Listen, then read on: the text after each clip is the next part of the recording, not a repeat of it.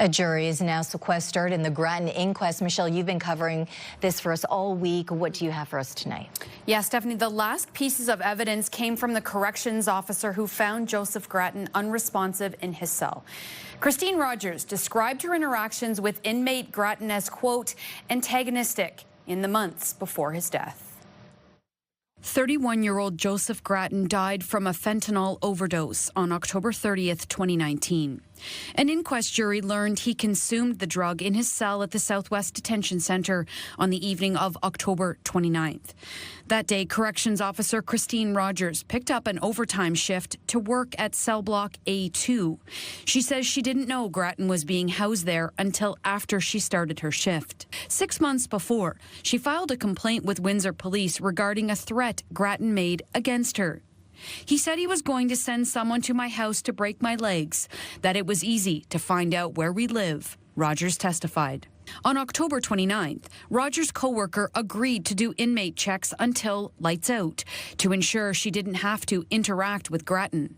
The first 3 checks were uneventful, including at 10:30 when she says she saw Grattan and his cellmate chatting.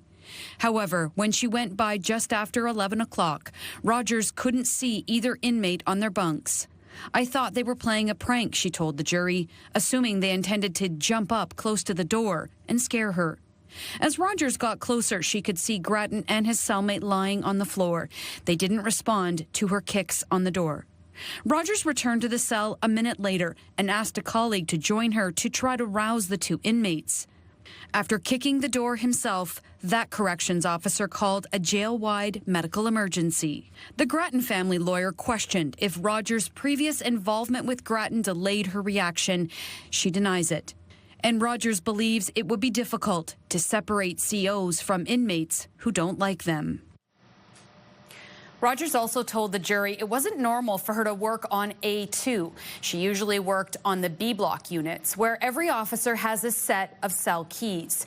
It wasn't until Grattan didn't respond to repeated demands did Rogers realize she didn't have the keys she needed and had to call for help. Okay, so what is next in this inquest? Yeah, so the evidence concluded today with closing arguments from all the lawyers involved in this and jury deliberations.